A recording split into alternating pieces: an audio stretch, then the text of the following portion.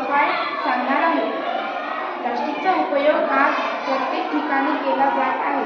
भाजीपाला किंवा घराची कोणतीही किराणा वस्तू घ्यायला बाजारात गेल्यावर प्लास्टिकची पिशवी दिली जाते. प्लास्टिकच्या अतिवापराने निसर्गाला नुकसान सहन करावे लागत आहे. आणि देश फेकलेले प्लास्टिकची पिशवी जनावरांच्या खाण्यात गेलं तर त्याच्या जीविताला धोका निर्माण होतो. जनावरांनाच नाही तर माणसांना प्लास्टिक पासून मोठा धोका कॅन्सर सारखा आजार होऊ शकतो. मनुष्याने प्लास्टिकचा शोध लावला आहे, परंतु हा शोध मनुष्यासाठी हानिकारक आहे. प्लास्टिक कधीही सडत नाही. प्लास्टिक जमिनीमध्ये टाकण्याने झाडांच्या मुळांना ते नुकसान पोहोचवते.